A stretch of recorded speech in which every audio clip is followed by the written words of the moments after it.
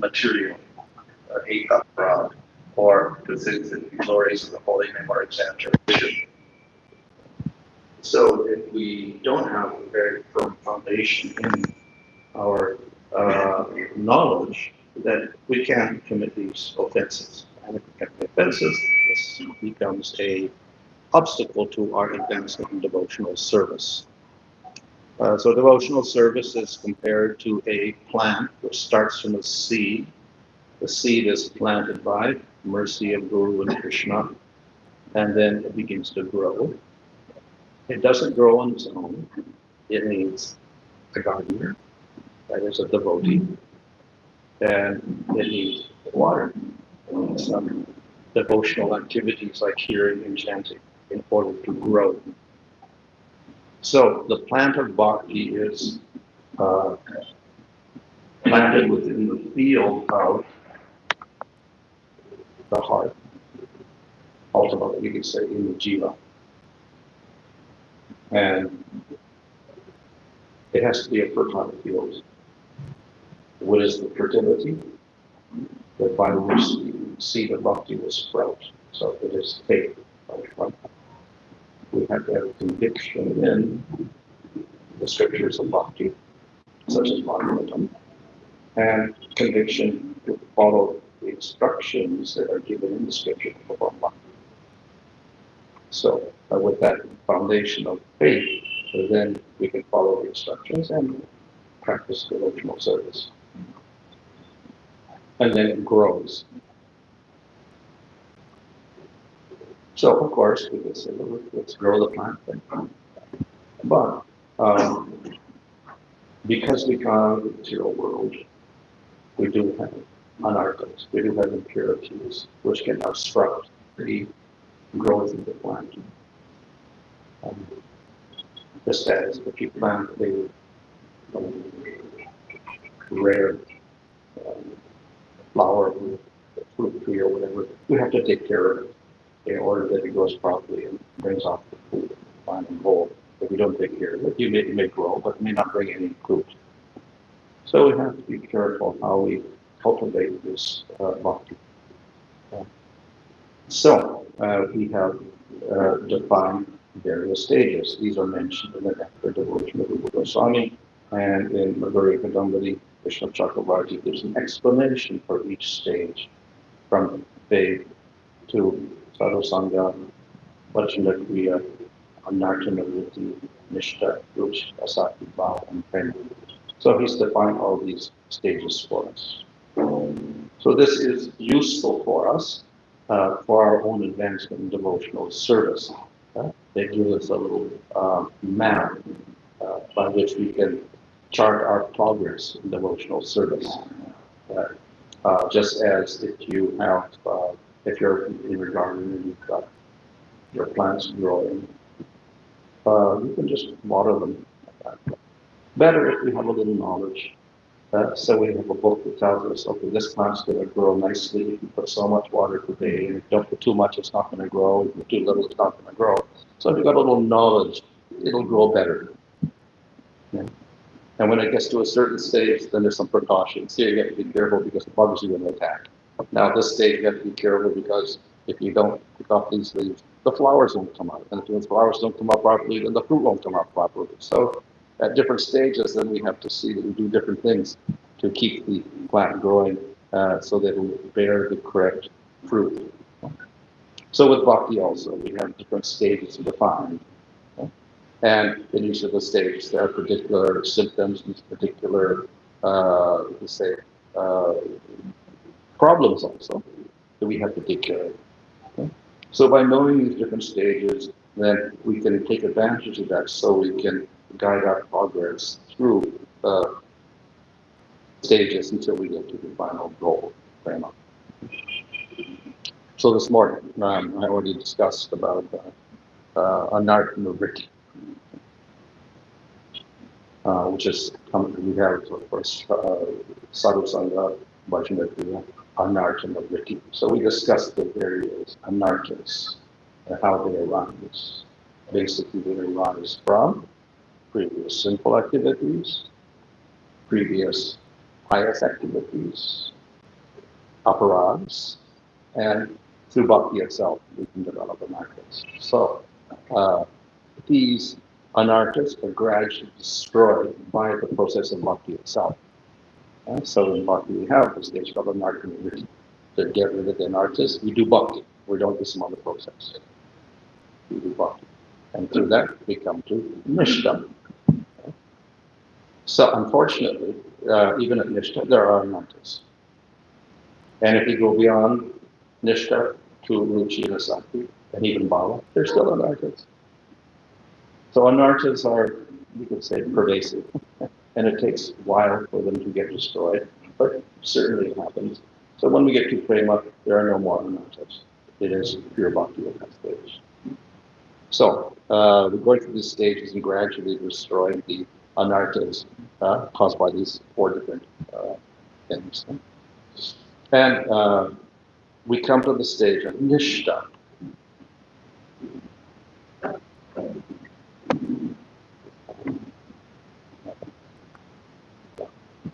This is actually described in the Bhagavatam, where it talks about the stage of nishta bhakti and ashtiki bhakti.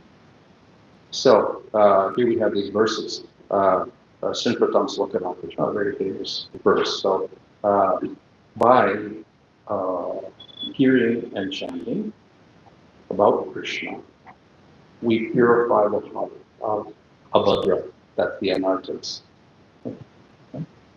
So this happens through the process of bhakti, the sins and the effects of the sins and the bias and the gradual stuff. That's narchinivritti. And then, Nasta Pareshwa Bhagavashu, and you can Bhagavata say that, yeah, Bhagavata Sloke, Bhakti Bhagavati, Naistiki. So this is Naistiki, this is Nishta. So through the process of destroying the anarthas, we come to the stage of Nishta. It doesn't say the anarthas are completely destroyed, it's kind of destroyed, Nashta Pareshwa, almost destroyed. So they're still there, but they're not enough to cause us obstacle. That's all. So they're still there. And when we go through Nishta and continue our bhakti and get to Ruchi and Sati, they get less and less and less. But they're still there, and even in Bhava, a little bit there. But significantly destroyed at this stage. So anartha nivritti is a stage, but understand that it's anarthas even after that. But because at least we're steady, we define this next stage as Nishta beyond anartha nivritti. So what this means is that we start out bhakti with a little seed and we plant it and it grows a little bit, which means the jiva develops a little bit of bhakti for Krishna. But the jiva also has a lot of material covering, a lot of material desires, a lot of anarthas. So in the beginning stages of bhakti, we have maybe 1% bhakti, 99% material. Fortunately, our faith keeps us going, and at 1% of bhakti begins to increase until it becomes 5% or 10%. Still, we got 90%. Some things that are driving us in the material world for material pleasures, etc. And they can create disturbances. So this we call anishrita bhakti, unsteady bhakti. And in the other class, we described some of the symptoms of this anishrita bhakti. One of them was, sometimes we're very enthusiastic. Sometimes we're not enthusiastic. So we get, some days we can do bhakti very nicely, other days we have no enthusiasm at all. Another symptom is that we can, we're unsteady in our vows. We make a vow and then we cannot keep it after a while. So we vow we can chant 4 rounds. It seems simple, but then after 2 weeks, we go back to 2 again. Or we do 8 rounds and we go back to 4 again. So this is inability to keep our vows. That's another sign of unsteadiness. Another sign of steadiness is called Tarangarangini, which means enjoying the waves. So what this means is through bhakti, we get a lot of nice things. Like we may get money, we may get position, and we get followers, we get worship, and we get attracted to those things. So this is very nice. This Chaturanga. So the wise devotee, of course, understands that these things can be obstacles to our devotion. We are not, and we have to be very, very careful. Anyway, this creates anisha bhakti, unsteady bhakti. And because we get attracted to these things, our endeavors in bhakti becomes weaker. So we can't grow. So through this process of bhakti, we go through anartha. We destroy to some degree the anarthas, and we come to the stage of nishtha bhakti, or nishtha stage. So what this means is that the anarthas are not completely destroyed, but sufficiently destroyed to do not interfere with our steadiness and our devotion. That's all. They're not gone, but they're less. So we may start out with 1% bhakti, 5% bhakti, 10% bhakti, 30% bhakti, but we still got 70% anarthas. We're still causing disturbance. When we get to 50%, it's like we get to 52%, then we got only 48% of the anarthas. So they're not so strong anymore. We can at least tolerably do our devotional service with no problems. Problems are there, but they don't disturb our devotional service. So this is nishtha. So this is preferable to the anishtha stage. At least we can fulfill our vows. We can steadily do our devotional service without ups and downs, etc. So a very good stage to be at.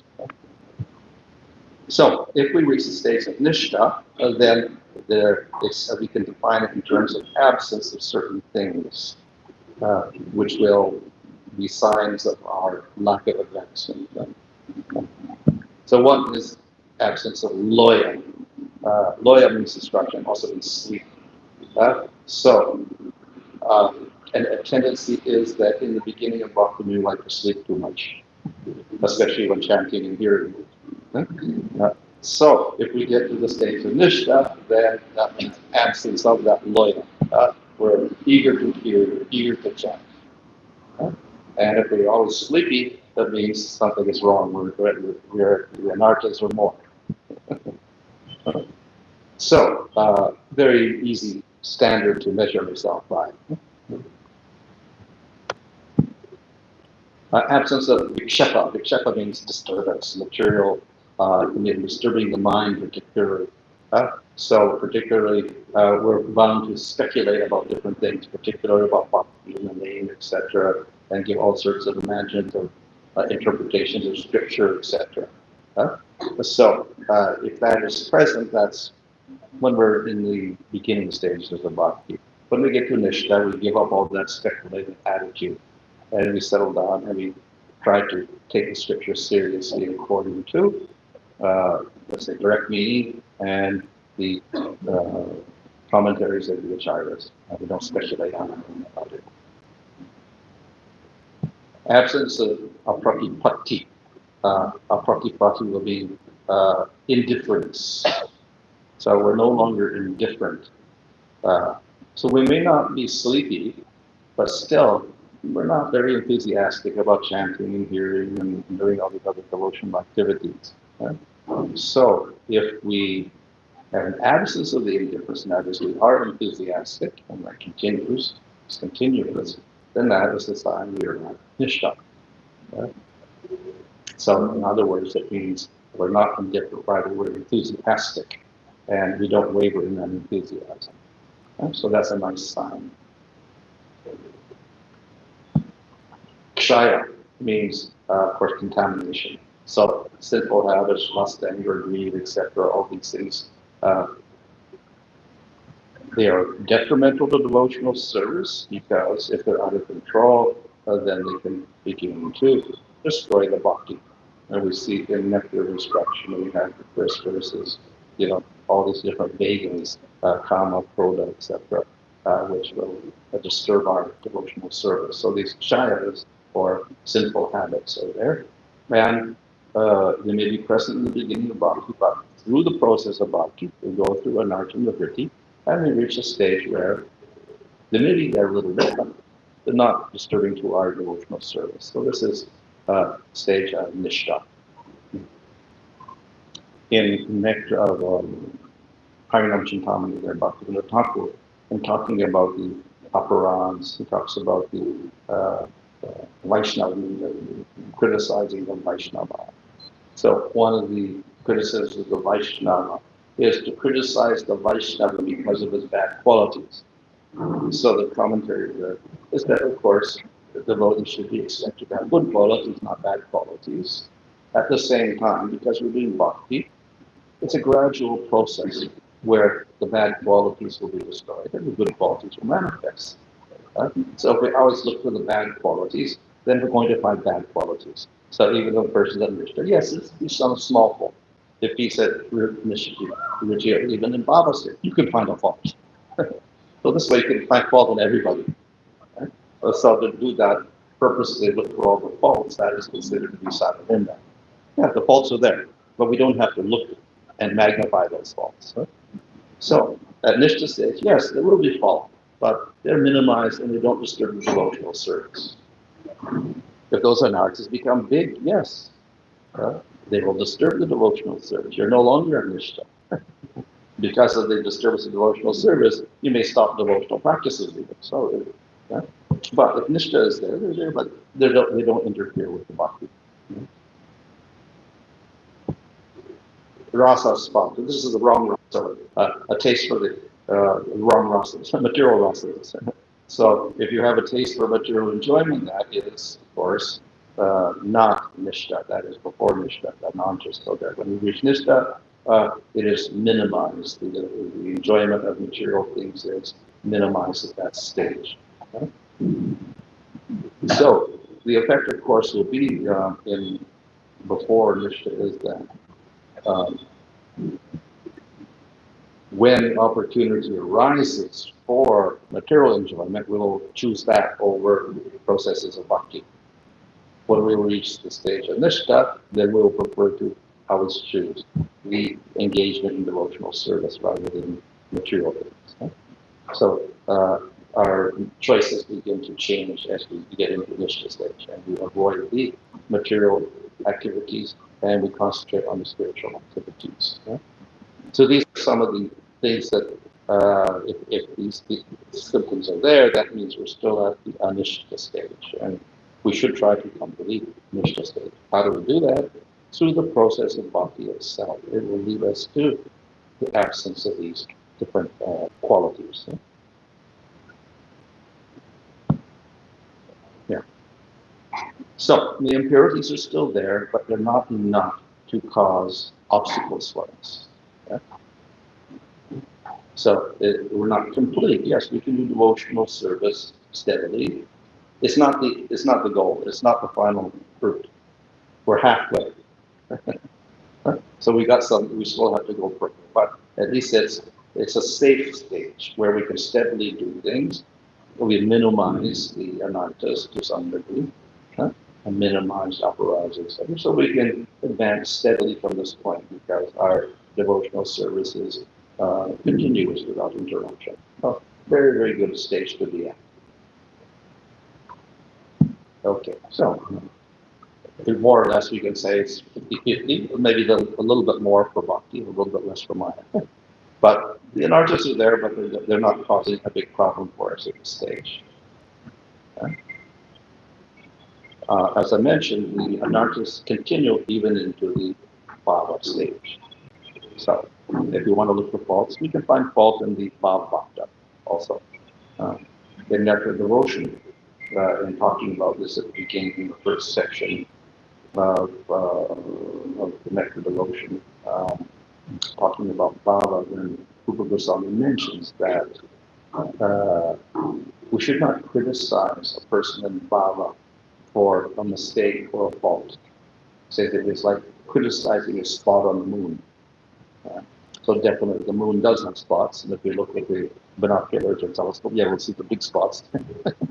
But in general, if we look at the moon and we praise the moon because it is cooling, it gives off light at the night, etc., it's beautiful. So we don't criticize, despite the spots being there. Yeah? So similarly, the Bhakti, if you look closely, you will find some fault, but we don't criticize. Yeah? So yes, anarthas are there, even in bhava stage. So, as I said, we're going through these different stages, and gradually the anarthas are getting less and less and less and less.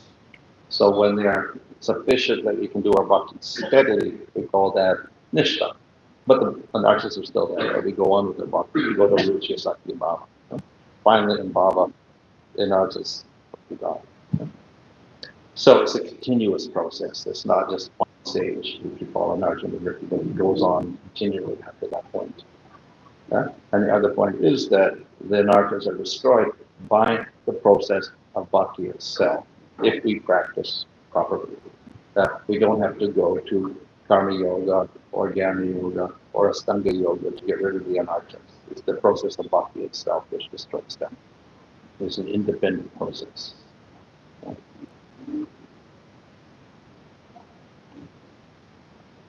So, nishta means steadiness. It can manifest in different ways, through body, mind, and words. Using the body for devotional service, words for devotional service, and mind for devotional service. So we can be steady in one or two or all three of these aspects. And better, of course, all three aspects were steady. The steadiness is a positive sign. And when we get steadiness in bhakti, not only we've destroyed the anarthas, but what's actually happening is the bhakti, the plant is growing significantly. And that's what causes the destruction of the anarthas. So we shouldn't concentrate so much on just destroying the anarthas, not the vritti. We're actually, what's happening is the bhakti plant is growing and growing and growing. And in the process of doing that, the anarthas get less and less and less. So when we reach the steadiness in bhakti, then we have the ability to perceive steadiness in other devotees also. So this is also a good sign. Why? Because we have to choose our association very carefully in bhakti. If we look in Srimad Bhagavatam, in the 11th canto, there is a definition of three types of devotees: Kanishta, Madhyama, and Uttama. And the Madhyama, the Kanishta, is not a real devotee; it's a semi-devotee. Who worships the Lord, does not respect the devotees, has no knowledge. So we have a Madhyama devotee, then he's considered a real Vaishnava. And he associates with other devotees respectfully, by which he also gets knowledge so that he can practice pure bhakti, avoid mixed bhakti, avoid aparats, etc. So he's practicing pure bhakti.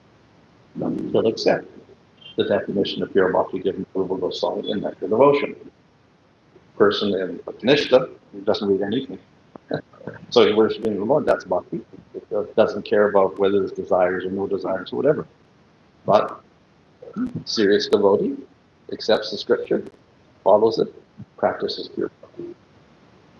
So that's the Madhyama devotee.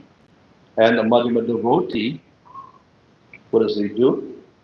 He associates with other devotees. He avoids the non-devotees because we know that asatsanga is very bad. So he avoids the non-devotees. And he preaches to the Kanishta. Kanishta has faith, but he doesn't have knowledge. So he preaches to them. He doesn't preach to the non-devotees. Don't preach to the faithless. So he doesn't preach to them. So he doesn't associate with the materialist non-devotees. He associates with the Kanishtas, those who were lowered, by giving them knowledge, proper knowledge. Associates with equal devotees, friendly way. Worships the Lord, and associates with senior devotees by serving, which means follow their instructions. He gives instructions to lower devotees, he follows instructions of higher devotees. So to do that, he has to distinguish who's a devotee, who's not a devotee, who's an equal devotee, who's a lesser devotee, who's a more devotee. So that's the Madhyama devotee. he has the ability to distinguish different types of devotees and non-devotees. Right? And that is the method by which the devotee progresses, making these distinctions. Okay? So that is the why the Madhyama stage is very, very important. This is the person who can actually advance. The Kanishta cannot do anything. He can just continue to worship the deity in the temple. That's it. Doesn't preach, doesn't have any knowledge. Okay? It's the Madhyama gets the knowledge, knows what the actual goal is, and progresses nicely, following pure bhakti to get there. So, and he does this by distinguishing devotee and non-devotee in different types of devotees. So, very important stage. And this will come out at Nishta stage. Huh? Nishta means you can steadily practice and distinguish different types of devotees.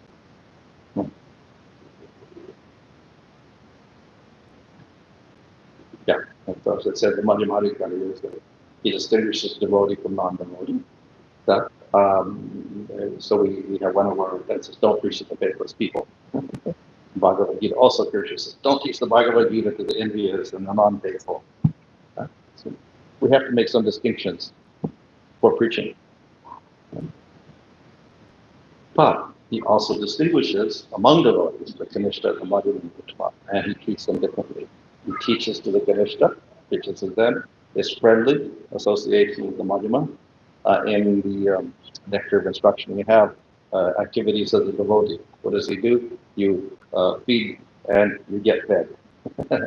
You give knowledge, receive knowledge. You give gifts, you receive gifts. These are the 6 interchanges or whatever between an association. So the Madhyama does this in the proper way. He gives knowledge to the Kanishta. He receives knowledge from the Uttama. So, very important level. And this manifests at Nishta stage where we have the Madhyama devotee. So we can have steadiness in qualities like humility, respect, kindness, mercy, etc. Or we can have steadiness, but these qualities of steadiness and this quality is not so definitive because they may not be related to bhakti. We see that Mayavadis may be very steady, and then we have humility, knowledge, friendliness, whatever like this, many good qualities. We find many yogis like this. We find many people in Sattva who are atheists. They have good qualities, steadiness, and so many good qualities. So these are qualities that arise from Sattva. Steadiness and qualities for the devotee may look similar, but actually, steadiness and qualities should come from steadiness in bhakti itself. And then we develop humility, respect, friendliness, mercy in relation to bhakti. We know that Krishna is full of all wonderful qualities, including these qualities, but it's not material at all, it's spiritual quality. So the devotee, by worshiping Krishna, will develop spiritual qualities like humility, respect, friendliness, mercy. But there's not from Sattva Guna. These are devotional qualities. The devotee is manifesting qualities from a spiritual nature, not as material nature. So it's quite different. So we shouldn't just look at the qualities because they may be Sattva qualities. We have to look at the steadiness in bhakti itself, how steady he is at practicing the different angles of bhakti. And from that, then we can judge steadiness level. So one who is at this level of Nishta, then he could also judge that. He can distinguish between the steadiness and qualities. So what is the real steadiness in bhakti?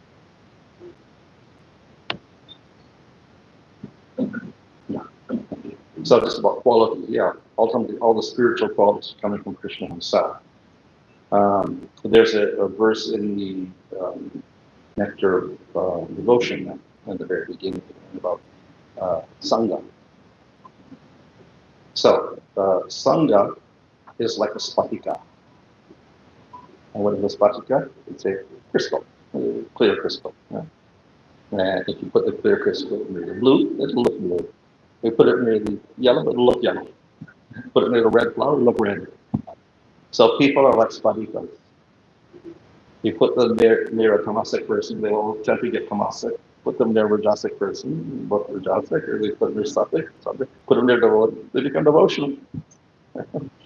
So Sangha is very influential on the person. So we should choose our Sangha very carefully. A wise person will choose his Sangha very carefully because that will influence him. So the devotee chooses devotee association, not the non-devotees or people in Rajasattva Kama. Chooses devotional association and develops very nicely. But the devotee himself is doing bhakti for Krishna, more association. So by associating with Krishna, we develop Krishna's qualities. Krishna's got a form, we develop a form. Krishna's a cowherd, we become a cowherd. But Krishna shows mercy, we show mercy.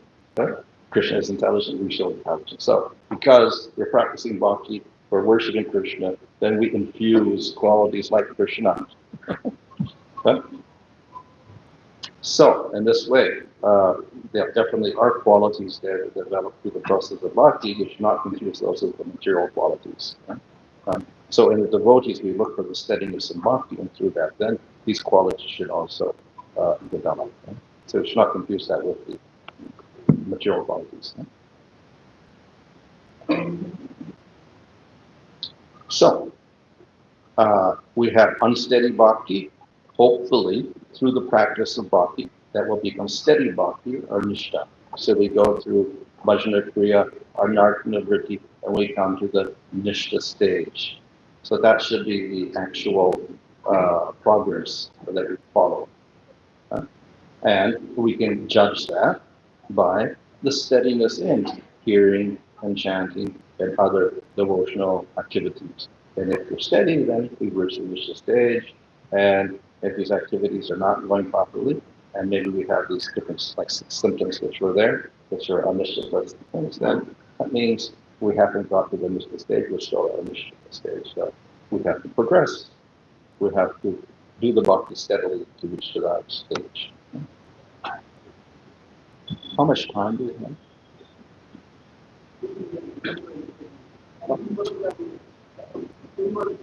Till 1.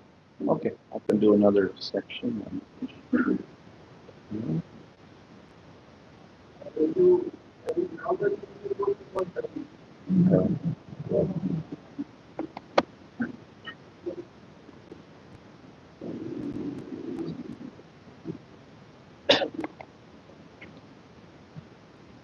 Okay, so we get to the stage of, from nishta, we progress to ruchi. So this is, nishta we could say is a positive state. That's a little bit neutral also, because we just come steady in bhakti itself. Ruchi is more positive, because we're actually getting a real taste for the devotional processes. And this means also that the anarthas are less. Because the bhakti has become stronger, and so the plant of bhakti has grown sufficiently, the anarthas have become much, much less. So it is a stage where attraction to Krishna and his devotional activities like hearing and chanting is much more, and attraction to anything else is less. So this is a very good stage to be at. We have rules and regulations for chanting, etc., but we don't have to do it by force anymore. There's some spontaneity in our performance of devotional service because we have a taste. So it's a very good stage to be at. So, bhakti becomes very fixed in the heart. And Vishnu Chakravarti said it is like a golden coin that is getting heated up by the steady practice, so it begins to glow very nicely. So this becomes ruchi for the devotee. So ruchi itself means taste. So what this means is no more fatigue when we're hearing and chanting, etc. So there may be a struggle previous to hear and chant. Of course, even worse than that is we can't even do it, no taste. Others, we do it, but we fall asleep. So then we're awake. So we're at least awake at Ishta. But here, There's no fatigue at all doing this process. It's very spontaneous and very enthusiastic and full of joy at all stages. And one becomes addicted to the process of bhakti at this stage. So it's a very positive stage of devotional service. And there's not much worry about anarthas at this stage. Krishna Chargopad compares this to a boy, a Brahmana boy, who goes to the Gurukul and starts studying Sanskrit and Vedas and whatever like that. At first, it's a little bit of a struggle and discipline, and you got to study. Then he learns the meaning of the words, he learns the grammar, and to some degree, gets rid of all of that. And then he develops a pleasure in reading the texts of the Vedas at a certain point, because he understands the meaning. So that is like the stage of ruchi, where not only practicing, we know all about it, but we take pleasure in doing these activities.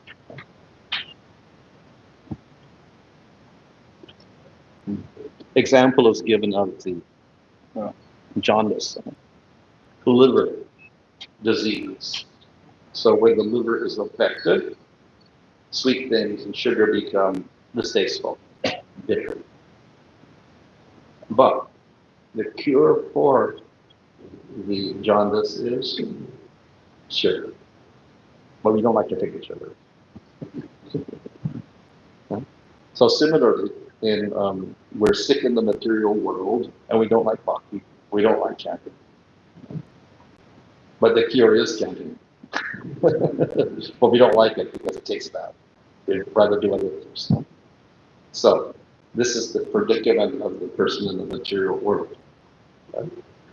So the devotee with faith, of course, understands that, yeah, I am sick, so I have to take the medicine. The person who has no faith will just not listen.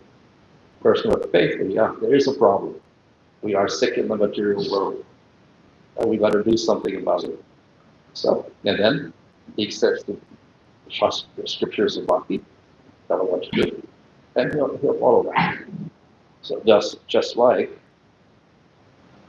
if you're sick with jaundice, you go to the doctor, and then the doctor will give the medicine, and just take it, and we take it. I don't like the medicine. I have to take it. If you don't take it, you're not going to get cured, so we take the medicine. Foolish person may not go to the doctor at all. Or if he goes to the doctor gives the medicine, goes, I don't like it, I'm not going to take it. You're a fool. Doctor's a fool. No faith in the doctor. So at least the faithful person has faith in the words of scripture and the devotee, so he'll follow the instructions, even if it's a little uncomfortable for him. So that's like the beginning of devotional service. If we get to Nishta, it's no longer uncomfortable. It may not be tasteful, but at least it's not uncomfortable, and we'll take the medicine every day. So, by following the instructions and taking the medicine, chanting the holy name steadily, gradually, the disease becomes less and less, and then eventually, the sugar becomes sweet. So that's the stage of ruchi. Suddenly, the taste begins to manifest in the process. So the sickness has considerably decreased at that point, which means the anarthas are less and less and less. So the taste can become more. So chanting the holy name is the medicine for curing the material disease, but unfortunately for people in the material world, it's very bitter to take. For the devotee, he has faith, but he takes it. Then gradually, he gets cured, and taste will manifest at a certain point. So when the taste manifests nicely, that is the stage of ruchi. Of course, Bhaktivinoda Thakur also mentions that in bhakti itself, beginning the process after we get faith, there has to be a little ruchi, a little taste. Otherwise, we don't do it at all. But a little bit of taste is there, and it develops gradually. Just a little bit of taste is there, which motivates us, but it's not so sufficient. Ruchi stage, it is very common. So, that ruchi, of course, can be of different types. Ruchi may depend on material elements. This is not so good, which will indicate impurity of the heart. So, for instance, we have kirtan. So everybody can do kirtan. Some people may have cannot singing, they may have musical knowledge or whatever, instruments or whatever, so they sing very nicely. So therefore people get attracted to that. Okay? So we're attracted to the kirtan because it sounds nice. But that's actually, we're attracted to the material elements. A person who has ruchi is a kirtan, a person who has the taste for the name, but sings terribly, he will still be attracted. So regardless of the material covering, he will understand the devotion behind it and be attracted to that. So that's the real ruchi, actually, not the expert ruchi. Okay? Therefore, we have to be careful also about what is that ruchi actually. So the ruchi actually is the bhakti itself. That's what we're interested in. Just like Krishna says, you can offer a leaf of fruit or flower, but you should have devotion in it. Otherwise, I don't accept it. So the true devotee can also understand the bhakti within the presentation of kirtan, and he's attracted to that bhakti. We do, of course, have, like, especially in the material world, we have kirtan yoga, and many people who are not devotees are doing kirtan, especially in America and other places, but very popular, and all the yogis are listening to all this. Kirtan of sorts, but they don't even believe in Krishna. Okay? So in one sense, it's not real kirtan at all. But devotees may also be attracted because they sing very nicely, nice melodies or whatever, but that's not the real ruchi. That's a devotee. That's against the real, the bhakti is what gives us the taste. So we have to be careful about that. So at this stage, the devotee, because he has this great taste for the process of devotional service, then he laments his previous condition. Of course, pure condition, we have to lament in any case. But he understands the negative nature of the whole material world, and therefore he'll lament that condition. And he understands that taking to the process of devotional service is the goal of life, and it is the only thing that makes sense at this point. So he's constantly involved in hearing and chanting and association with devotees. This is the very positive sign. And because he has this taste for bhakti, his attraction to material engagements is less and less and less, very little at all. Okay? Another sign is he may take refuge in the holy Dham like Mayapur and Dham, because he's particularly capable of devotional service. We see in Nectar Devotion that a person who's very serious about bhakti, for instance, who comes to the bhava stage, that he lives in the Dham, is constantly engaged in hearing and chanting, he is completely detached from everything in the material world. So very similar. Of course, this is not at bhava stage, this is ruchi only, but it's going towards that stage of bhava. So complete detachment from material things, great absorption in hearing and chanting, living in the Dham, associating with devotions, etc. So anarthas are still there, but they're not sufficient to disturb them anymore, and rather the very positive nature of bhakti is prominent and manifests in this enthusiasm for devotional activities.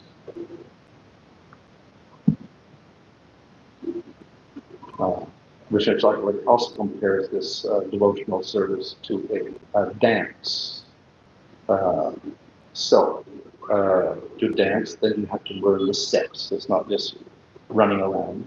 There's a particular pattern to how you move the feet and how you move the hands, etc. So you have to take instructions from the dance instructors. This instructor's ruchi. So the dance instructor is, instructoress is the ruchi. So by having a taste, then he gets all sorts of instructions or advice, guidance on how to perform bhakti. So it's a very good stage also, because he gets a lot of knowledge this way, just simply by reaching the stage of ruchi.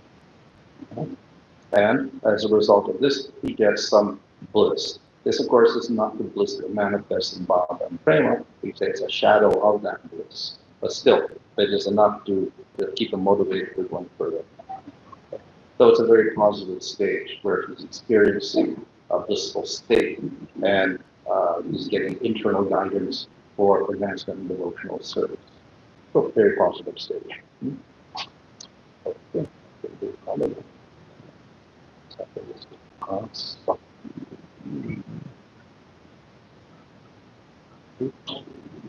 What's happened to my cursor? Has disappeared.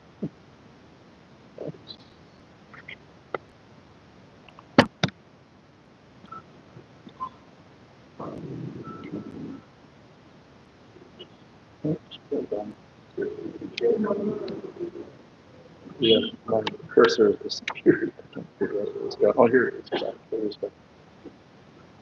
Okay. Let's get rid of this one. Two. There's my specifications.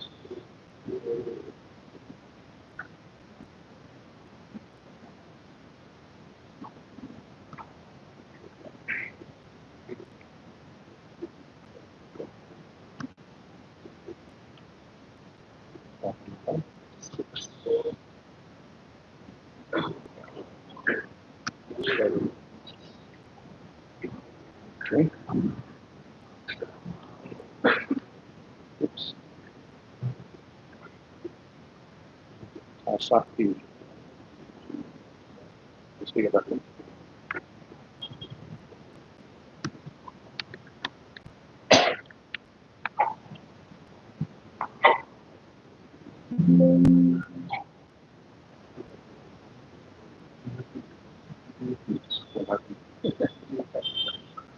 Show up.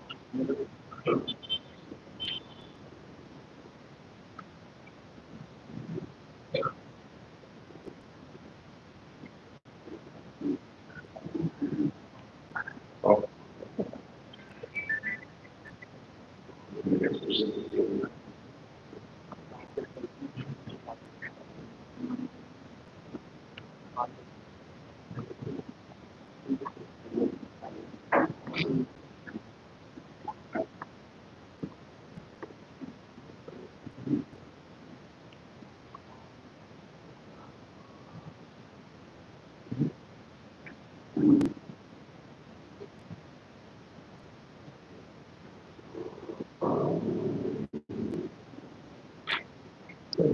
That's good. Hare Krishna. Okay.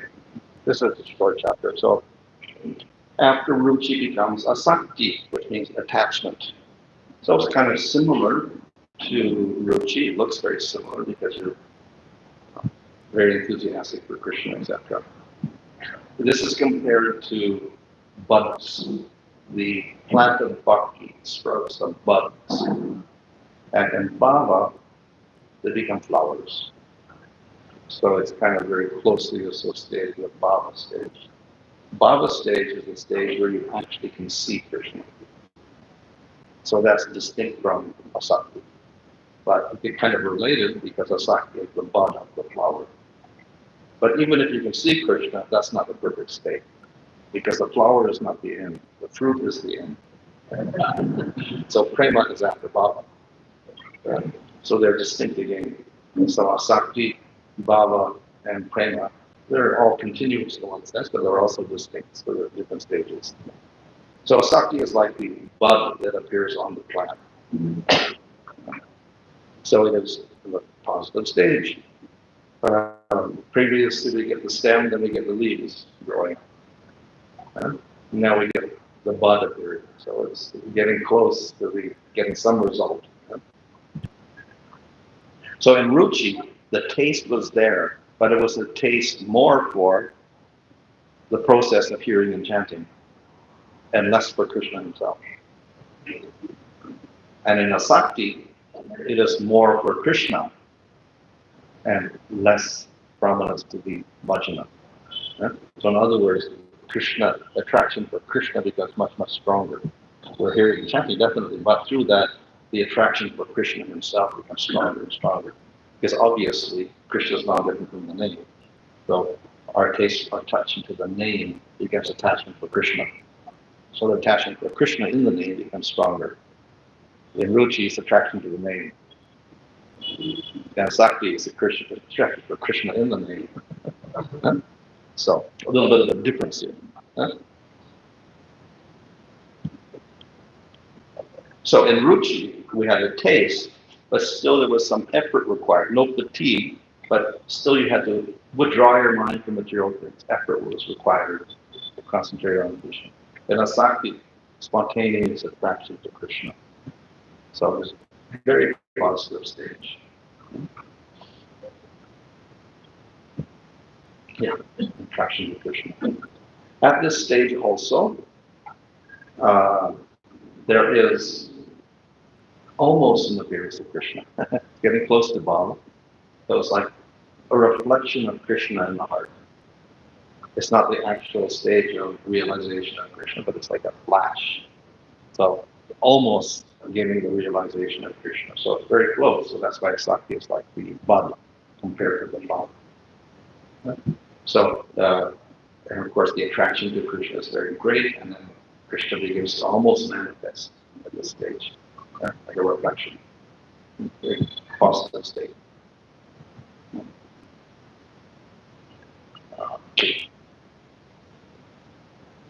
So, what are the characteristics? Like the previous stage of Ruchi, there is association of devotees, attraction of devotees, hearing and chanting with them. We see in these cases that always there is devotee association, not that we disassociate from devotees and just go out chanting on our own. There's association and hearing from devotees in all these cases. At this stage, the devotee also sees everything in relation to Krishna. And Bhava and Prema, of course, has become so prominent that the person disconnects completely from the material world. Here, there's still some relationship with the material world, but he gets to see everything in relation to Krishna. And constantly thinking how to attain Krishna. Because he sees everything in relation to Krishna, his involvement in the material world is naturally minimal. Very little interest in the material world at this point. Very little interest in society. Very little interest in his material body. But completely absorbed in Krishna.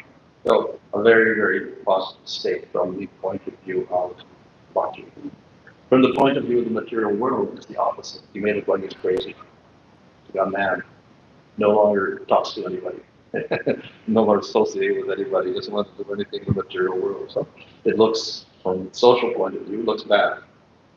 But he's getting closer and closer to realization of Krishna. So consequently, everything in the material becomes completely useless.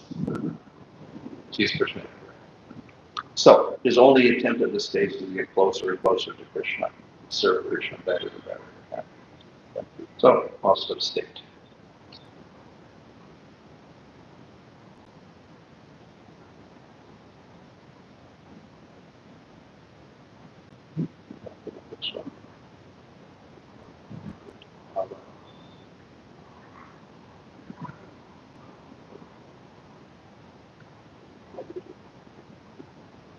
Okay, so then we get to Bhava.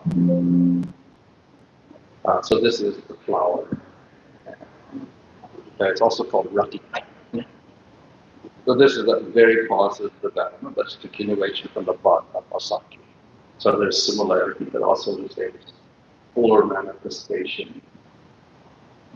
So what is, and actually we define bhakti in three stages: sadhana, bhava, and prema. So the goal of sadhana is bhava, not prema. It's bhava. From bhava to prema. So what distinguishes bhava from sadhana? That is manifestation of Krishna. Last stage of sadhana was a sakti, was almost a manifestation, but not quite. So here we get the manifestation of the Supreme Lord. So this is a very, very positive advancement.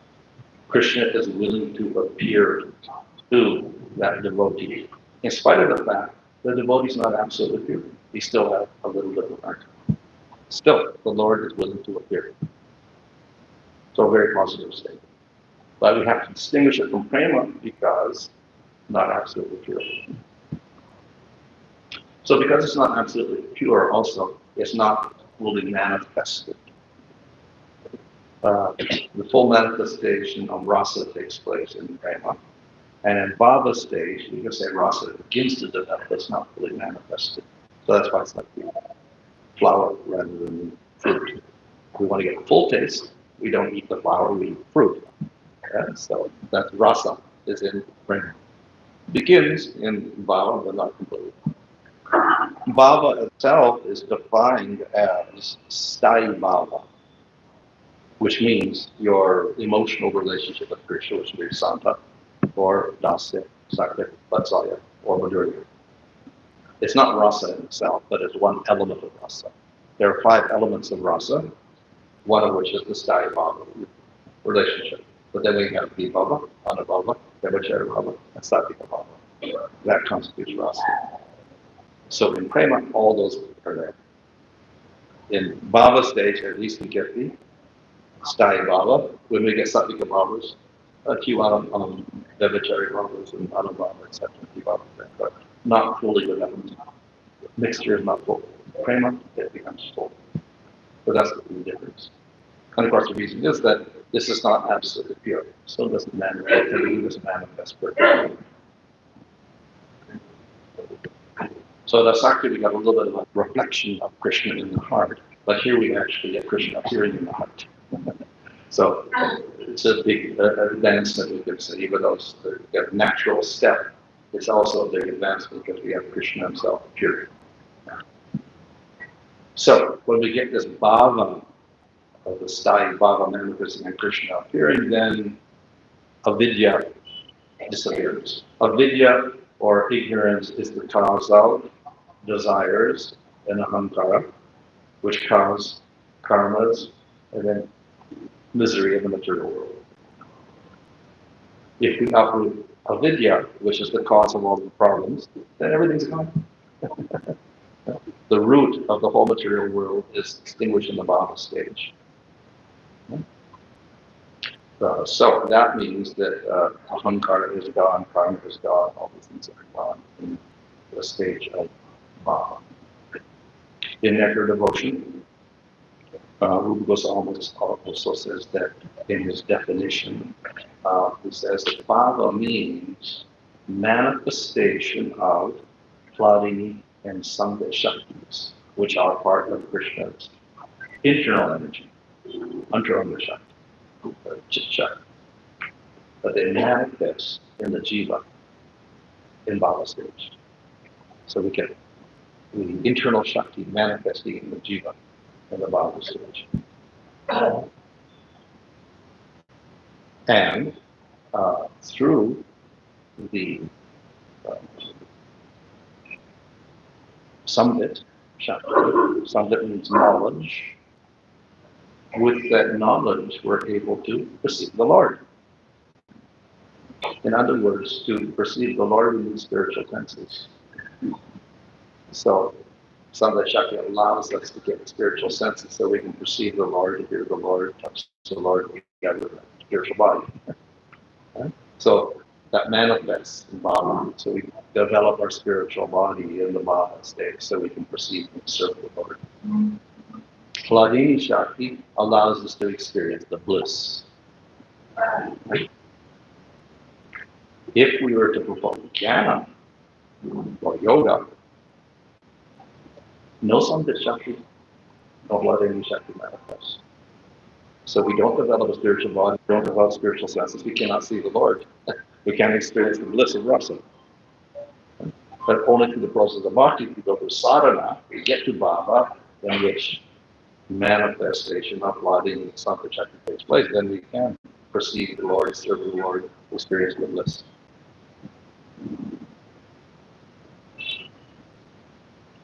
Yeah. So, this is the steps that towards involvement in material life. It starts out with avidya, we go to asmita, which means ahankara. We develop material attraction, material hatred, abhinavage, complete absorption, material body. We do actions, we get karma, and then we have happiness and success in the material world. And we go on in the wheel of karma, birth after birth after birth. All of that avidya. Remove avidya, everything is gone. Huh? So, by first stage of bhakti was in sadhana. In sadhana, we get two little leaves appearing. One is kleshagni, other is subhadam. Kleshagni is destruction of suffering. What is the suffering? All of this. But it starts. But in sadhana, you don't get the destruction of avidya. That's in bhava. But you start getting the other things destroyed. Your karmas get destroyed. Aparabdha, prabdha karmas get destroyed. In Bhagavatam it says that even dog eater. Chance to hold it impure perfectly once, purely once. His prabdha karmas are all gone. And he's qualified to do whatever a Brahmana can do because he has no prabdha karma of being an outcast or a chandal or a dog eater anymore. So the karmas can get destroyed, no problem, in sadhana stage. To get rid of the desires, the raga, the desha, the spita, and the avidya, then we have to go further. When we get to bhava stage, then the ahankara and the avidya get destroyed. Okay? So this, we're liberated in one sense from the material world. Yeah. So, also in nectar devotion, the second two qualities of bhakti was sudurlabha and moksha laguta kriti, that the person in bhava stage disregards liberation. Actually, he is liberated because he destroys avidya. So this is what the jnanis and karmas are trying to do, destroy avidya. It's accomplished by the person in bhava stage. But that devotee doesn't want liberation at all. It's useless. He avoids it. Why? Because he has realization of Krishna, which is Vasita. Yeah? Bhava means we can have an appearance of Krishna, realize Krishna directly in the spiritual body. And moksha negates that, so therefore he disregards completely. Yeah? The other quality of bhakti, fourth quality, is sudurlabha, very rare. So of course, bhakti, sadhana bhakti, not so rare, but bhava bhakti is rare. How many people, devotees, realize Krishna? Very few. So sudurlabha in that sense. But the other meaning of sudurlabha is it's impossible to realize Krishna for people involved in karma, jnana, and yoga. They will never see Krishna. They may get liberation, but they're not going to see Krishna. One who gets bhava will see Krishna. Jnanis and yogis will not see Krishna. Process does not allow it. They don't even develop spiritual body. They can get liberation, but they cannot get vision of Krishna. So that's sudurlabha. Available to the devotee, following the process of bhakti, getting to bhava stage. Not available to those practicing karma, jnana, or yoga.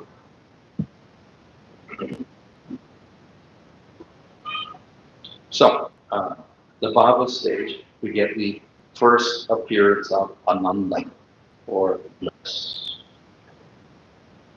Because we have the Shakti, that Vladini Shakti manifesting. Before that, we're not getting bliss. Bhakti is there, but it's not manifesting as bliss at that stage. We can say it is bhakti sukha, some happiness which is not material, but it is not bliss. In bhava stage, Vladini Shakti manifests, so we experience bliss in relation to Krishna, in relation to rasa. So, technically the devotee at this stage gets liberated because avidya has disappeared completely. Gone. Now, this person has a little bit of anartha. It cannot be due to karmas because avidya is destroyed. The avidya is gone, karmas are gone, everything's gone. So what is the impurity? Influence of previous apparatus. This is the impurity that will remain in the bhava stage. And this, because it's there, that bliss and realization is not completed. They're a little bit restricted. This is the case of Bharat. Bharat was in bhava stage, and he had experience of Vishnu. He had sattvic bhavas, he was crying, painting, etc. So he was in bhava stage. But then he became attracted to a deer. And he became a deer. He lost the bhava completely. But next lifetime, he got prema. So why did he forget the Lord? After he attained bhava and saw the Lord, he forgot the Lord. Sounds remarkable. And answer is aparadha. Previous life he committed some aparadha. And this made him attracted to the deer instead of being attracted to Vishnu, even after he saw Vishnu. So aparadha is very powerful. It can cause problems even in the bhava stage. So, bhava attracts Krishna. Of course, all bhakti attracts Krishna. So we see even Gajendra got attracted to Krishna, or Vishnu, even though it was not pure bhakti. It was mixed bhakti, but Lord was attracted to them. So all types of bhakti attract Krishna. But bhava, of course, is higher than sadhana bhakti, so it's definitely going to attract Krishna. Prema attracts Krishna even more. So that's the final quality, sixth quality of bhakti mentioned in nectar devotion, that is Krishna Karshini. Krishna becomes attracted to a person who has prema. Of course, he's attracted to all devotees, but he's particularly attracted to the prema such that he becomes a servant of that devotee. So bhava is the first stage. Yes, Krishna is very attracted to that person. And because it's very spontaneous, the devotee naturally becomes more and more attracted to Krishna. So bhakti is no longer a sadhana, it's not a practice that he does consciously.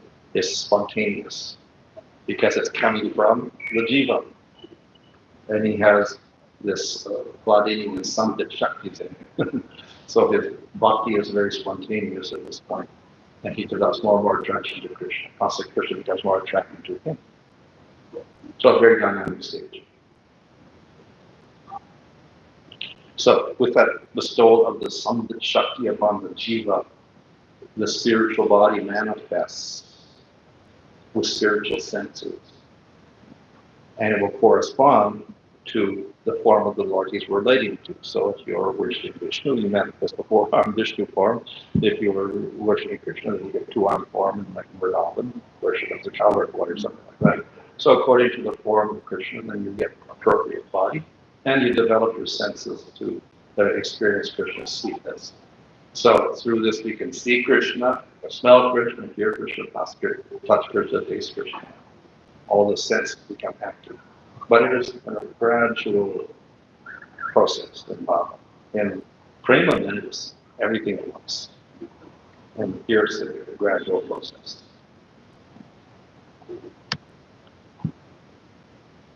Okay, so this is the process by which your spiritual body develops. By doing bhakti, then, by bhava stage, you manifest a spiritual body suddenly. Where does it come from? It's with Krishna somewhere. And then it manifests within the jiva at that particular point, due to his particular type of sadhana. So, at bhava stage, realization of Krishna is there. In asakti stage, the person is completely not very much into the body at all, fears even less. So the material body becomes almost lifeless. You're not aware of his body at all. And spiritual qualities manifest to a high degree. So I mentioned previously that these are not such material qualities, spiritual qualities will manifest like compassion, mercy, intelligence, or whatever. All spiritual qualities manifest. And there's great possessiveness of Krishna.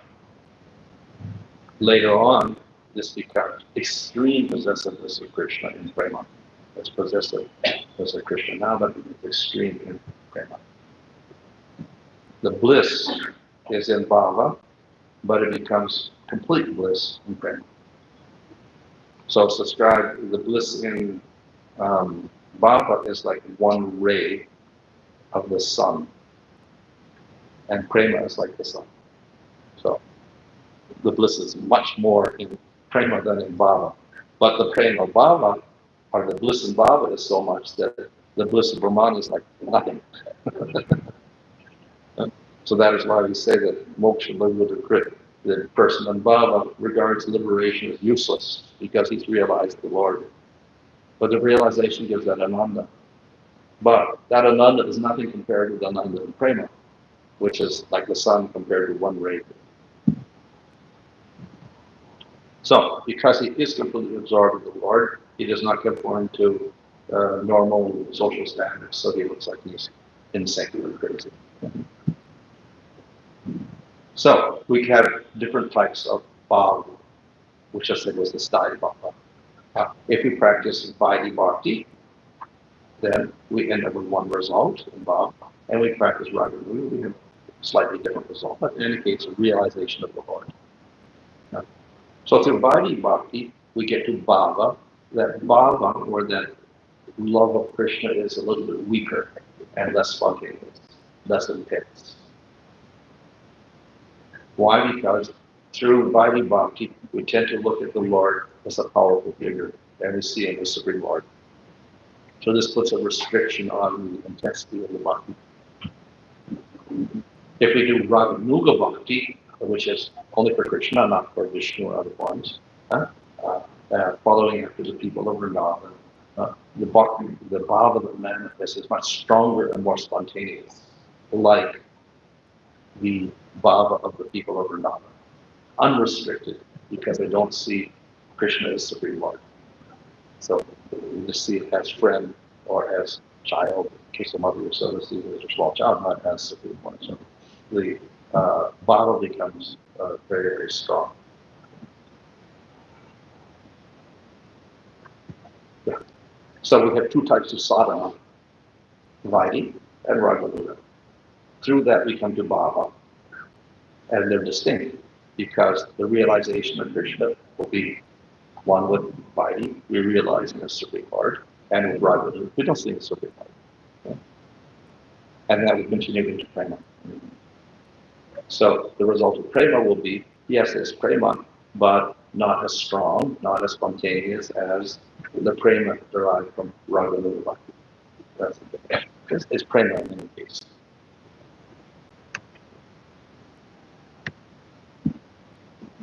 So we have the two types coming from either Raganuga or Vaidhi Bhakti. And what are the different tastes? What are the types of bhava?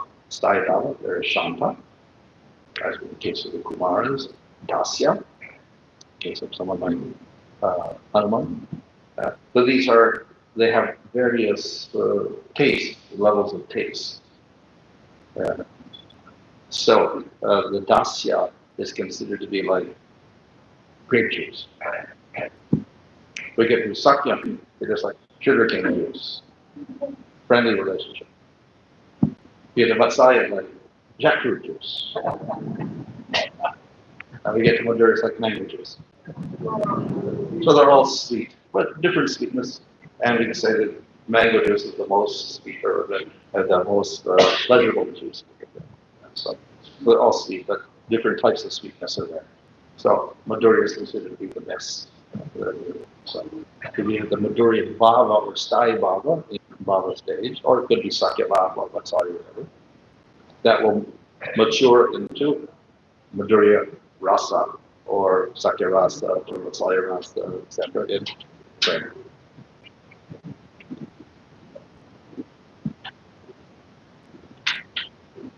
So at the stage of bhava, we have the 5 factors of rasa manifesting. One is vibhava, which means 2 people necessary for rasa. Devotee, Supreme Lord. If there's not two, there's no rasa. So if you go into Brahman, there's no rasa. So immediately we recognize I'm here, the Lord is there, and we develop a relationship, we can get rasa. So Vibhava is the two persons, the devotee and Supreme Lord. The object could be Krishna, could be Vishnu, could be Nrsimhadev, could be Brahma, whatever, and the devotee. And that establishes the Vibhava. With one of them, there's no rasa. Krishna without the devotee, no rasa. Devotee without Krishna, no rasa. Two, Vibhava. There we get that number of rasa. But even if we have Krishna and the person, there has to be a relationship, love. That's the Sthaya Bhava. It could be Shanta Dasya Sakya. In addition, then we have different factors. One is the actions. One is called Sattvika Bhavas, which are involuntary actions like crying, painting, etc. Another is conscious actions like chanting, dancing, bathing Krishna, dressing Krishna, joking with Krishna. These are playing with Krishna. These are anubhavas. So we do have an emotional relationship with Krishna, but that is expressed through our spiritual body. Involuntarily, through Sattvika Bhavas, or consciously through our different services for the Lord. These are called anubhavas. If Mother Yasoda is there and she has Vatsalya, Sthaya Bhava, and she's sitting there with her loving Krishna, but she doesn't do anything, it's not complete. So she expresses that Vatsalya, Sthaya Bhava by anubhavas. What does she do? Cooks for Krishna, bathes Krishna, dresses Krishna, feeds Krishna. These are her anubhavas. So the anubhavas, the actions, are necessary. These are the services we do. And for each particular rasa, they're quite different. So the cowherd boys are different. They don't bathe Krishna. They don't cook for Krishna. What do? They play with Krishna. That's their service. They joke with Krishna. They sing with Krishna. They dance with Krishna. They herd the cows with Krishna. That's their anubhavas. Madhurya rasa, again, anubhavas are different. Rasa, the fifth element of that manifests is devachari bhavas. These are also emotional, but they don't exist unless we have the Sthaya Bhava, the main bhava. And these will manifest temporarily. So we have emotions like doubt, fear, anger. Manifest based upon the Sthaya Bhava, not independent. And then they will appear, they'll disappear. So this creates a little bit of variety within the Sthaya Bhava. If the Sthaya Bhava is just sweet, problem. We get a little variety in there, it becomes more interesting. So it's like sugar is sweet, but nobody just eats sugar. But they do eat sweets, where we have Mr. Sugar, milk, grains, ghee, nuts, spices mixed together, and we get halal or something. Then we can eat that. Okay? So the Vivachari Bhavas have a little bit of like spicy to Sthaya Bhava. So anyway, all these mixed together, this creates the final rasa. So all the elements are necessary. Right?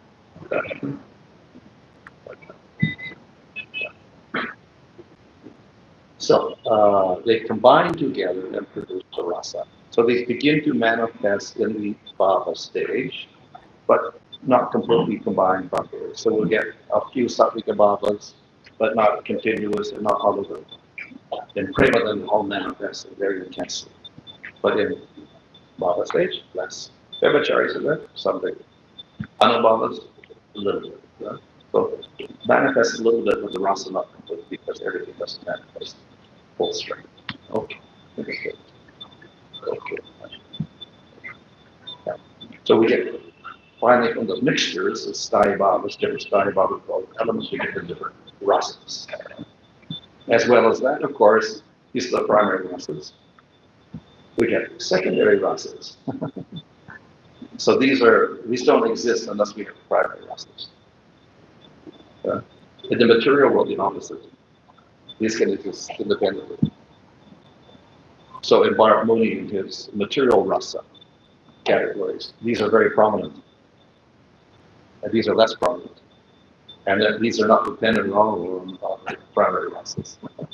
But in spiritual world, they all depend on the primary rasas. These will manifest, secondary rasas, and they'll disappear, like the Vebhachari bhavas. So actually, Rupa Goswami says the Vebhachari bhavas go on for a little bit stronger, then they become secondary rasas. But then they disappear again. So we have all of these secondary rasas. This also adds variety to the main rasa. Okay. So the Lord himself is rasa. And all the forms of the Lord are rasa. But the different forms of the Lord display different amounts of rasa. So at the very beginning of Nectar Devotion, the first part, the Rupa Goswami says, Vishnu and Krishna are the same Aveda in terms of Tattva Siddhanta, but they're also different in terms of rasa. So Krishna manifests superior rasa, more complete rasa than Vishnu or any other form. So that's why we call him the Swayam Bhagavan. So rasa is manifest in all forms of the Lord, but in Krishna everything is manifested in its most wonderful, perfect state, completely. And that's why in the first verse of the Nectar Devotion it says, Akila Rasa Mrita Sindhu, Akila Rasa Murti, that Krishna is the very form of all rasas. The 5 primary and 7 secondary rasas manifest completely in Krishna, not in the other forms. So he is the personification of rasa, just as the ocean is personification of all water. Water is good, in case, but ocean is the big water. So Krishna is the full manifestation of rasa, so very special. So bhava is the preliminary experience of rasa. That's its position. Okay. Oh, almost 1 o'clock. Any questions then?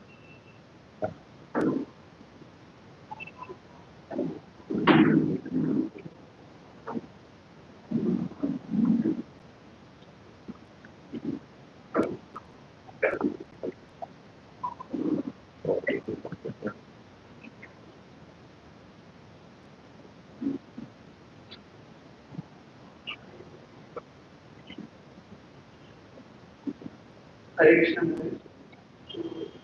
Wonderful big time. You just mentioned that in our state we have Sattvic power. So I wonder does this Sattvic power relate to Ashta Sattvic because we have Hanuman's of Ashta, all those things? Yeah, so there are 8, usually 8, there's a few more, but 8 are the normal ones. They will manifest more completely in prema.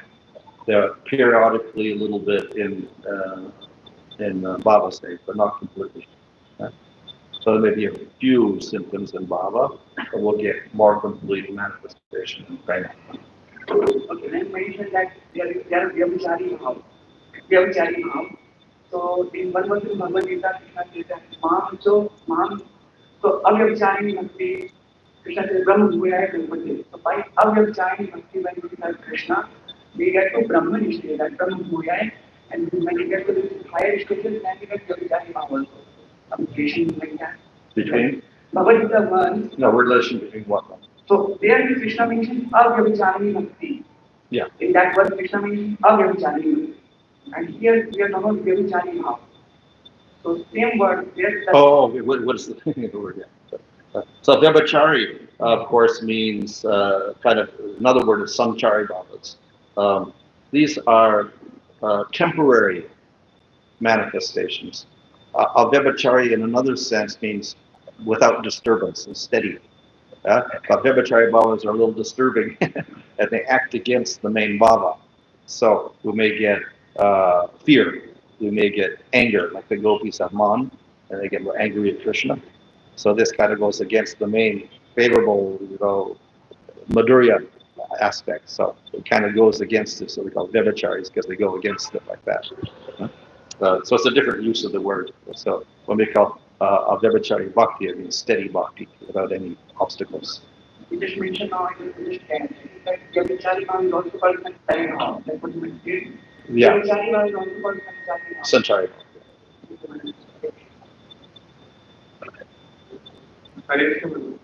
My question is in previous yugas we had the power to hear anything and remember it. So, as you said, when we chant Holy Name, all our karmas are finished. And so, can we, all the bad qualities of Vedu, like this, we have a short memory and we have now short lifespan. Like we only live for 100 years, or we have all these things. So, can we overcome all these things just by chanting one Holy Name? Or, as you said, because our karmas are finished, now we can, as previous other yugas, people were having qualities, that qualities can be maintained. Well, yes, karmas can be destroyed very quickly, like in the case of Ajamil, he got all his karmas destroyed with one chanting of the name, even not with devotion. But there was a provision there also, no operadas. So, and then when we say that, yeah, the Chandala can chant the holy name once, it should be purely, of course, and then he can automatically surpass the Brahmana, whatever, all those qualities. So that is there, but nevertheless, we still remain with our material body in any case. So even if you get to prema, and maybe you're practicing for 20 years or 30 years or 5 lifetimes, or whatever you get to prema, you still have a material body. When you get to prema, the body remains. So people can say, you still got a material body, your karma is not destroyed. So in one sense, yes, the body is there. But we should not attribute that body to karma at that stage. It's under Krishna, not under the material modes of material nature. So what Krishna does is, even though all the karmas are gone, Krishna decides to keep you with the material body, or supposedly material body. Why? To set an example, to show that prema does exist in the material world with our people. Because if people got prema and had no more karma, they would disappear. So all the people that invest in devotion, suddenly all the vast devotees would disappear. There'd be nobody left to material world. So people say, what is the proof of the prema bhaktas? There's nothing. So Krishna keeps the prema bhaktas in the material with the body, but it's not under the law of karma. It's under Krishna at that stage. In Maharaj, there's a book called Proverbs called Bhujmala Stotra. So there, if we read the shlokas of verses, they are referring to Lord Vishnu.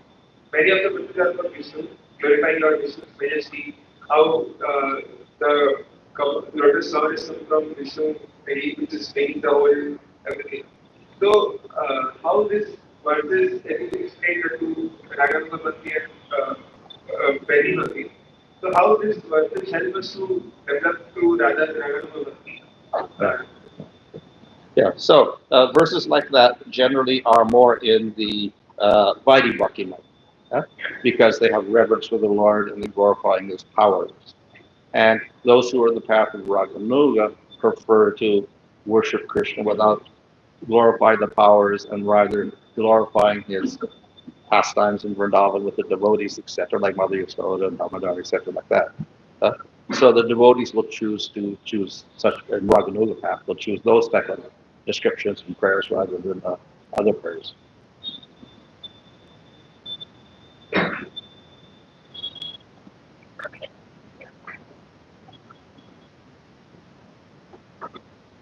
Hi. Like you mentioned again that you slide multiple slides that during at the stage of how bhakti only avidya is destroyed. But in Guru Puja we think prema bhakti jaha hoite avidya remember. So it appears from there that Guru Puja birth it looks like that avidya is destroyed at the level of prema. Right, this is one question. Another is in Bhakti Rasamrita Sindhu, the beginning chapter only, in the chapter for your question service, Anna Vilasita is translated to not asking for even spiritual things. So how do we understand that? Because we should pray for some spiritual benefits or something like a spiritual progress from this sound. But that is literally mentioned in the Prabhupada. This is not kind of person that, or is not demand, or is not request for that. So the first one actually, he doesn't actually say that one produces the other. Just the guru can get both. That's all. Destroy the ignorance. What stage he doesn't say. He can also get prema, but it doesn't say at which stage to destroy the ignorance. As for the other question about anabhidashva shunya, we don't desire things unless it is favorable for the service of Krishna. Anuprinan Krishna Nasiva.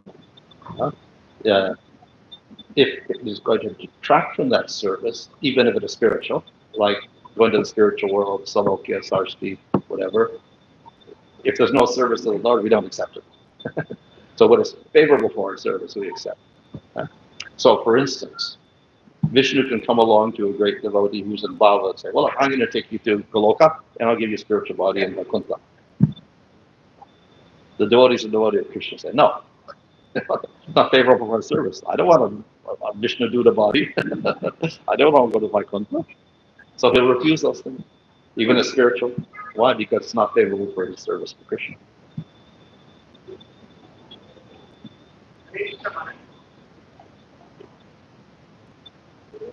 Maharaj, what is the role of Paramatma? You mentioned in the Bhava and Prema says the devotee is Krishna.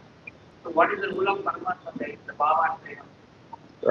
Well, Paramatma is a neutral form of the Lord who witnesses all of the activities of the jivas in the material world, not necessarily devotees. When we begin to do bhakti and worship the Lord, we're not much interested in Paramatma. We're interested in Bhagavan. Now, they may have the same form, a Vishnu form in Vaikuntha with Prema is the same, these four arms. He looks the same as the Paramatma form, but function is different. Paramatma is for the material world. He's witnessing the activities of the jivas in the material world and supplying their desires and whatever like that. Spiritual world, same Vishnu form is there. He's got nothing to do with anybody in the material world. He's simply involved with his rasa, with his devotees in Vaikuntha. Yeah? So, therefore, and of course Krishna and other forms in the spiritual world like Rama are there also. So they're not involved with the management of the material world. So Paramatma is a form particularly for material world, not spiritual world, even though he's a form of the Lord. But his functions are limited. So the devotee not so much interested in that.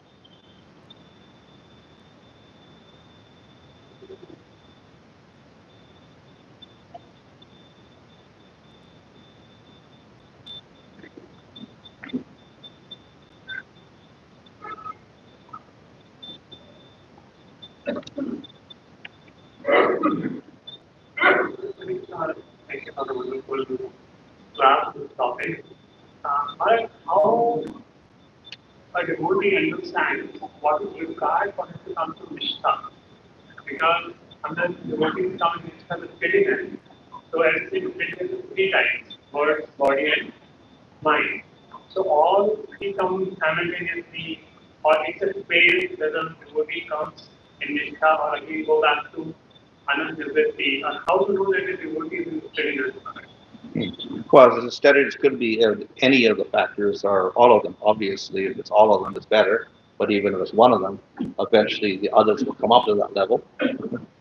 So we should go from anishta to nishta stage, from anartha to bridge to nishta. So in all those factors, but one may come up first, one may come up second, one may come up third. That's all. What it means for the devotee is steady in terms of body? What does it mean as steady? Service. Washing the pots. Washes them steadily or whatever like that. Enthusiastic all the time to wash the pots or to sweep the floor or to do any service, do the deity worship or whatever. That's bodily. Mental is thinking of the Lord, meditation, japa, whatever. Words is glorifying Lord, kirtan. Pravachan, speaking.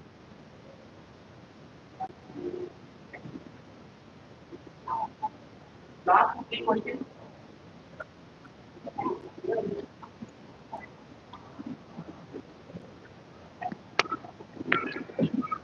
Hare Krishna Maharaj. If I hear it wrongly, so after Nishta, it's kind of in every stage in airport, but look like there are more easy Yes. going up. Yeah. So we can say that our biggest step is to get into Vista, right? Yeah. Yeah. If we are at Nishta stage, we associate this with the Madhyamadikari stage, which is a favorable stage. Yeah. Of course, even before that, we can say the Madhyam is of sort because they're accepting pure bhakti when they start, whereas the Kanishta is not even at that stage. He hasn't accepted devotional service at all. But Madhyam is very favorable because he can distinguish between different types of devotees, make distinctions between non-devotees, etc., do preaching work, etc. So it's a very positive stage in that sense. Plus, in the sense that it's steady, even though the anarchas are there, they don't cause problem for him at that stage. So he can do all of his devotional practices very steadily.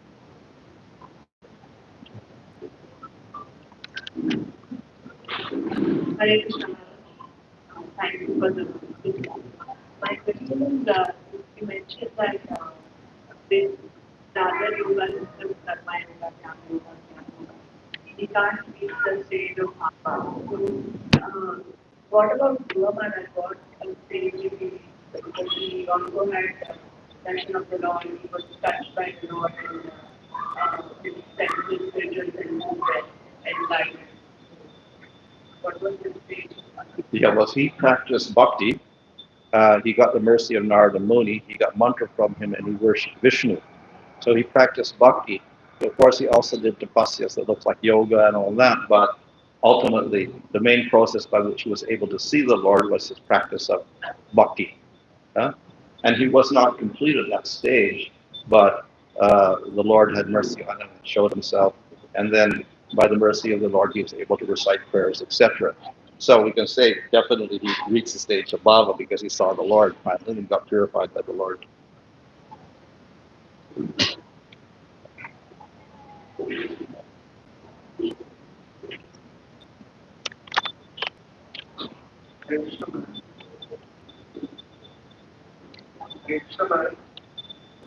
My question is that, like, as the individual soul who was in the womb of the mother, has prayed for Lord and has seen the Lord in the womb and prayed that, like, after coming out from, releasing from, free from this womb, and I will, after come out, I will do your devotion. Is it like this? Well, there's a description like this in the third canto of Bhagavatam, but then our acharyas say that actually this is not all jivas. Special jivas. The devotee jivas will do this, but most of the jivas don't do this, so they're not praying to the Lord in the womb at all.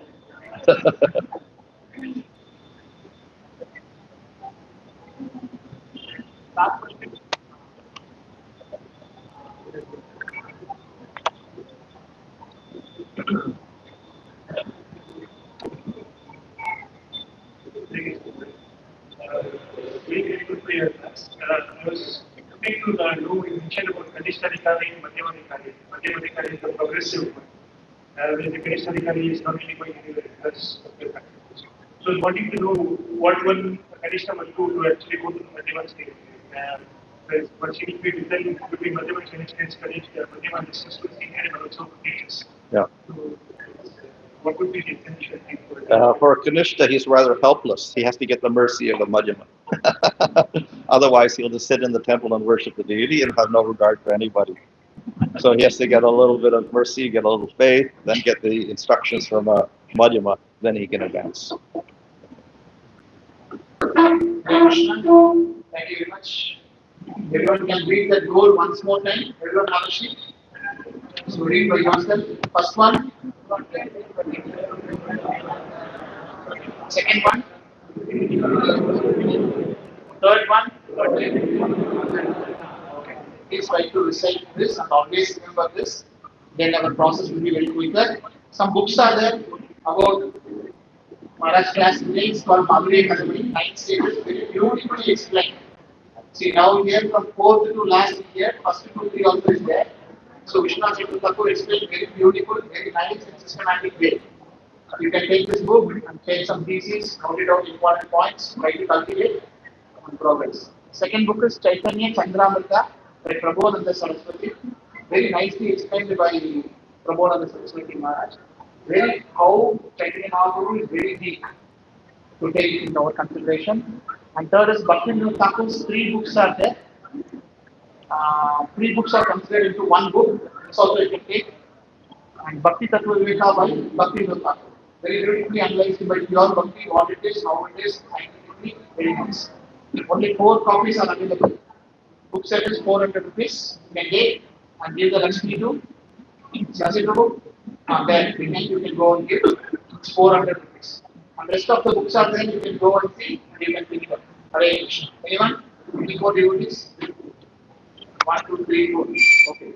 You can encourage by Hare Krishna mantra. Hare Krishna. Hare Krishna. Krishna Krishna. Hare Hare. Hare Ram. Hare Ram.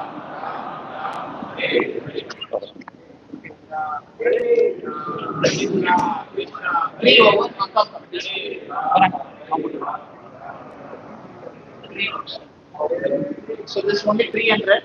All the academy is over. Still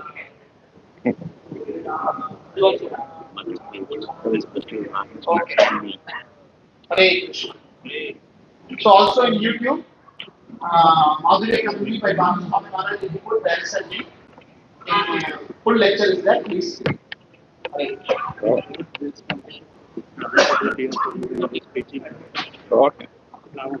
Krishna. So fortunate that we had association of Visual in Park on Maharaj today for 2 hours. It was so nice of Maharaj to give us so much time.